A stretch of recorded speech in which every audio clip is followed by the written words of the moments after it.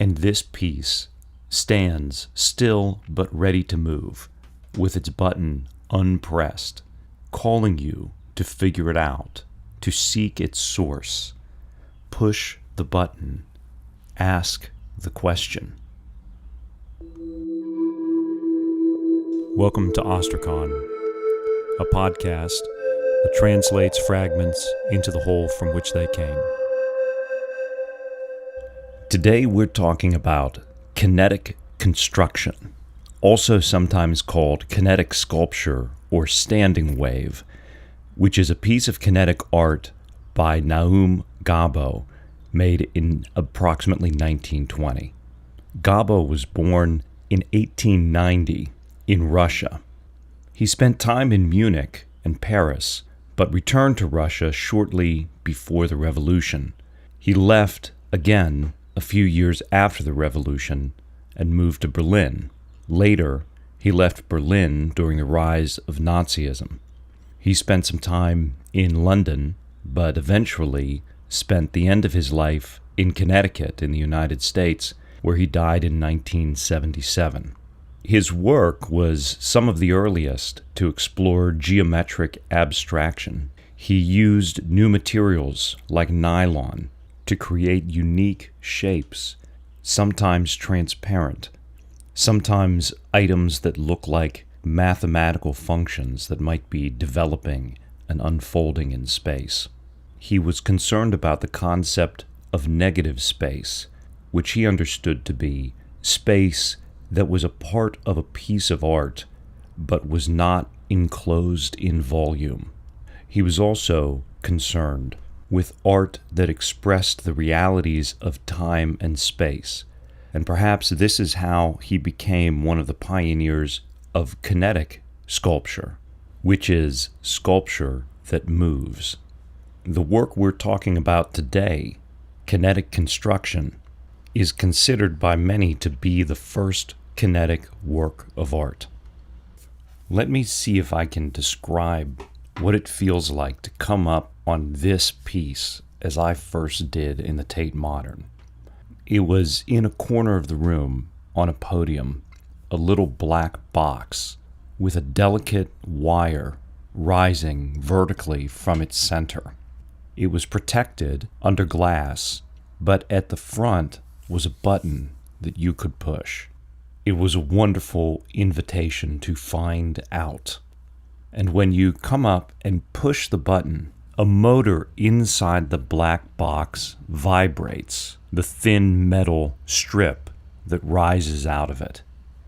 And it sets up on the metal a standing wave. This is what I mean. Vibrations travel like waves through materials, and you can imagine them bouncing back and forth, sometimes heights and troughs canceling one another out, sometimes them adding to one another and magnifying. But a structure has a fundamental frequency where if it vibrates at just the right speed, the peaks and the troughs will line up. In some cases, that can be destructive. In this case, they line up and they show you the shape of the wave, of the vibrations moving through the metal. There's a link to the sculpture vibrating in the comments below, and so you can see the wave that sets up in the metal. You might say in some way visualizing or revealing the energy that is moving through it. Even though that energy is in motion, the shape of that motion becomes static. Even though the strip of metal is moving, it moves through a repeating period that makes in itself another sculpture, another shape. There's so much that could be said here. It's hard to know where to begin. Let's start with some of the most immediate aspects of this sculpture, and we'll move deeper. First of all, it's an amazing exploration of the beauty of intelligibility, that there is order in the universe, and that we are given the capacity to find it out. And it's especially impactful the way this piece sort of humbly sits there, not very large, not very flashy, simple color, not of some commercial production, but something that has the look and feel of being made in a workshop. And it's still, it doesn't move, but it has the button, and the potential for movement is in it, and it calls out to the viewer for inquiry, as so many mysteries of nature, of existence, of identity call out for inquiry, and sometimes, like this piece, appear in very humble forms. But the invitation is clear, and it presents, along with the invitation, a hope that something can be found out, a trust in this intelligibility, that if I follow the invitation into myself, into nature, or into higher questions of existence, or into math or science, that I can advance something. I can come into contact with a deeper truth, or with something greater than myself. And it's wonderful how when you push the button and set up this wave on the material, one of these invisible truths of physics is then made visible. The inquiry is fruitful. And what you're rewarded with is this beautiful example that these laws of the universe work out in an elegant way, that somehow behind the chaos of these vibrations there must be a key, a structure, something that is simple once you can identify it. There's an equation. And where should that order come from?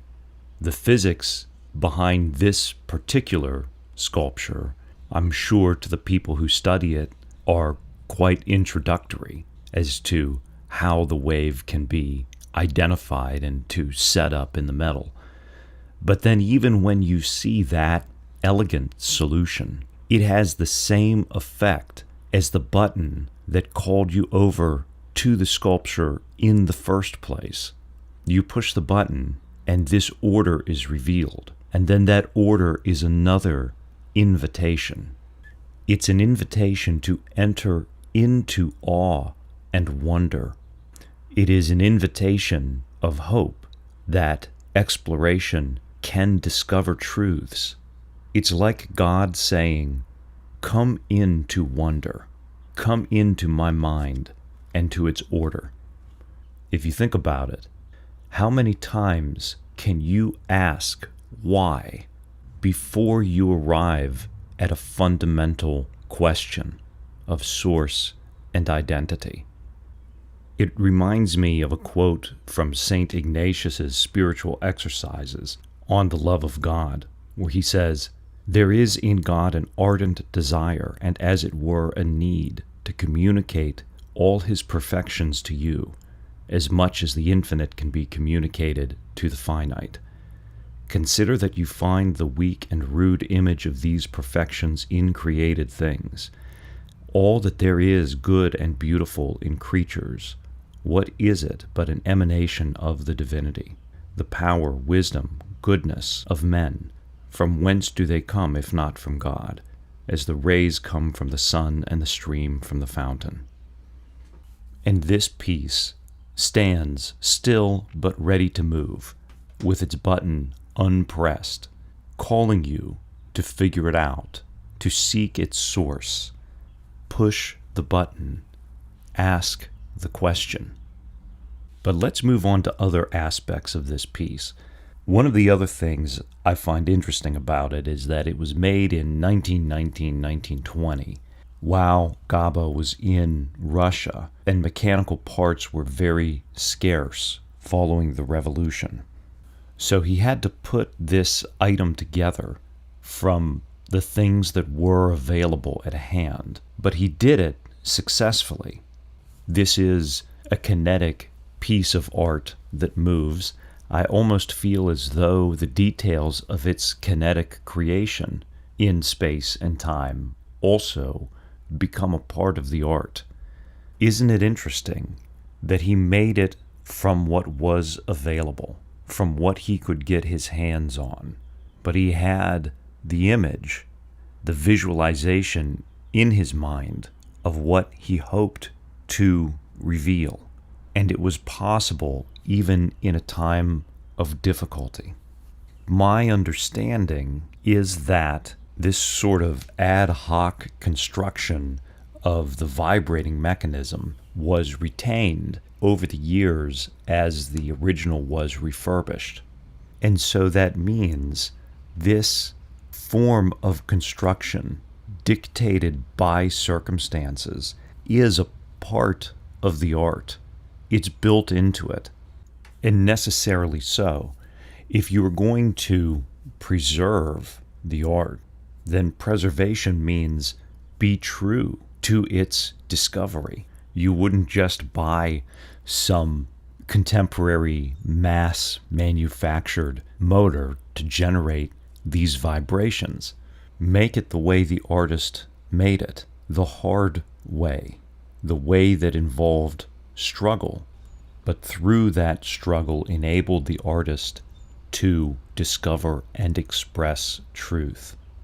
It's more meaningful to me to push the button knowing that it's sending power to a mechanism that was made this way in challenging times, because then the fruit is even sweeter. The motion on the metal that is revealed in its standing wave shows not only the laws of motion in physics, but it shows the motion of the artist in the difficulties of the creative process.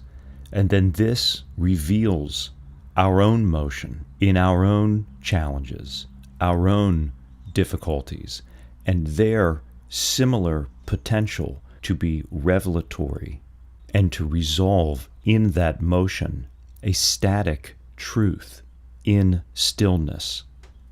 There's also another level here in the way that you have a thin strip of metal that seems like a line, but when it oscillates, it becomes something more like a volume, something fuller, something with greater capacity to be filled, something more than it seemed at first. And so the sculpture speaks to the potency in things to always become more than they are at first appearance. And I keep coming back to it, but the participatory aspect of this sculpture is to me part of what makes it so brilliant, because it's not only kinetic in the sense that the metal moves and makes the wave, it's kinetic by the participation of the viewer. Part of the kinetics of the sculpture are that it invites you, as we discussed, and then you respond, and then you press the button. All of these are a part of the kinetic sculpture. And so the potency of the line become a volume is part of the potency of the invitation to the viewer, part of the potency that this particular interaction with this art become volumetric, and might you even say nonlinear, that it break with expectation, that it be fuller, that it be examined and reveal more. And there's the potency in you, the viewer, that by accepting the invitation and responding to it and inquiring, that you too are also then kinetic, that you too have the potential and the potency for growth, discovery, development, fullness. And so all of this great potency of the human person, which is part of what it means to be made in the image of God and to be destined for God, made for God, is all a part of the potency of this piece that invites you to push the button, then reveals a hidden truth about nature, opens a path of potential, and opens the same potential in the viewer and about themselves. Everything is always becoming more.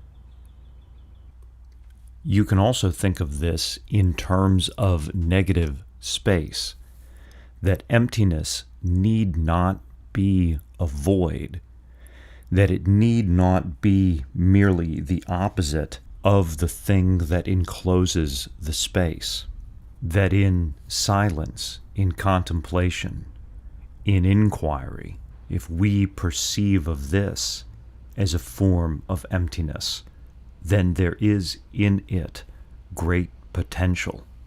Maybe it is not the thing which is confined, but rather the thing that opens, that the visible reacts with the invisible, that fullness reacts with emptiness.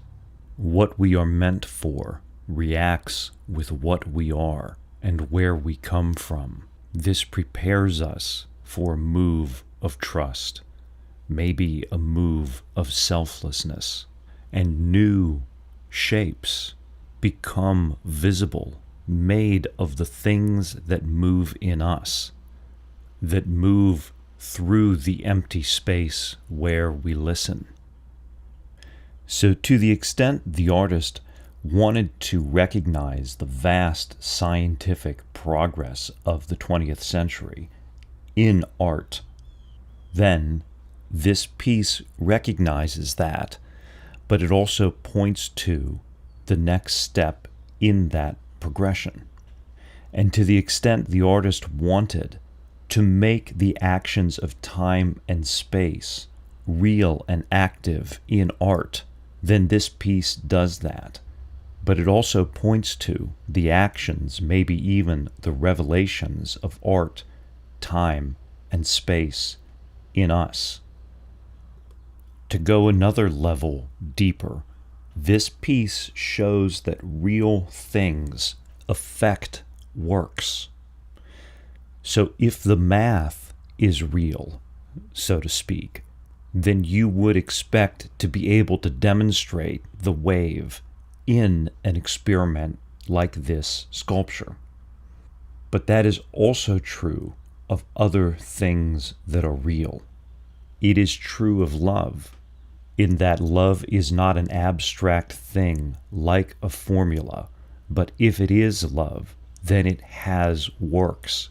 It does things that are knowable, visible, impactful, changing, full of potential, and recognizing, realizing, opening the potential of others whom it impacts.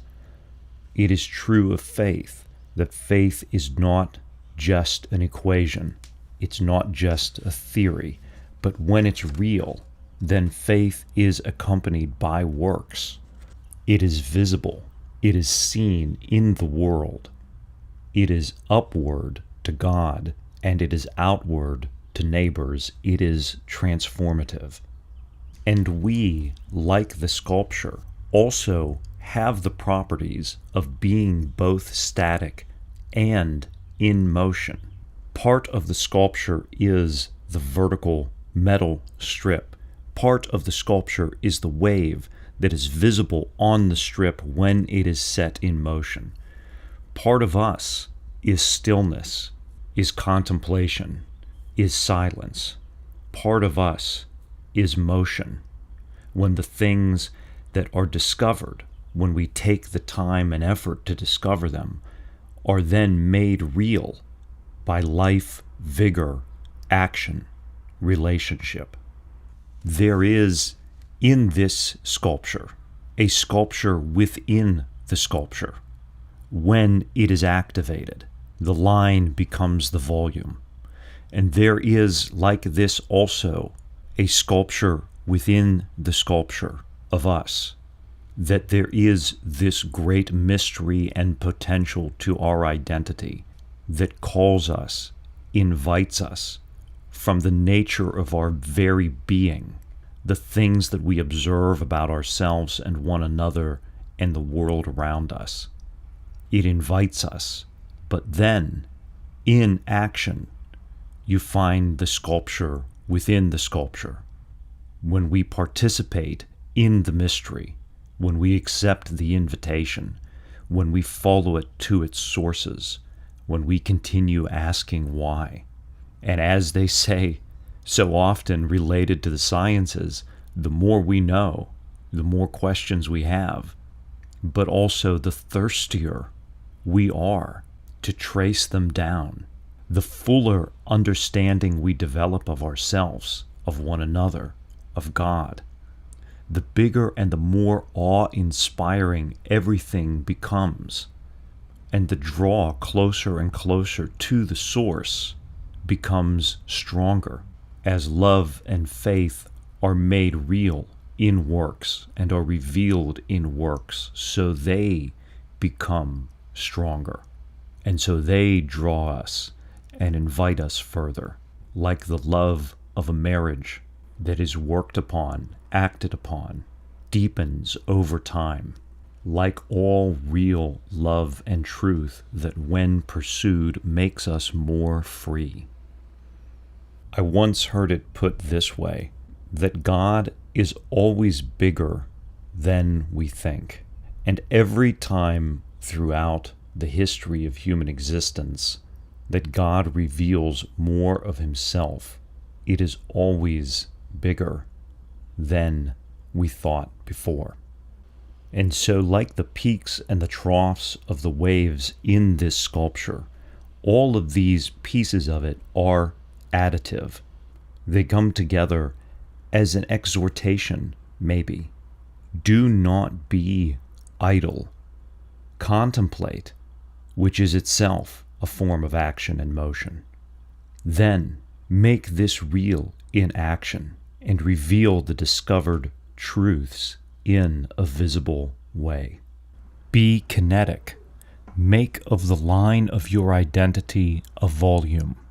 Fill and be filled with God who is behind the why.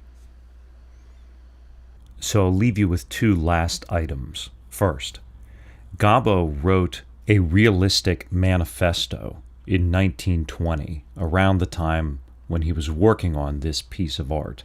We'll post a link to it below. It's an interesting read. Some parts I withhold judgment on because I'm not sure what he means. For example, in the manifesto, he renounces color as a pictorial element because it is an optical surface and superficial and has nothing in common with the innermost essence of a thing.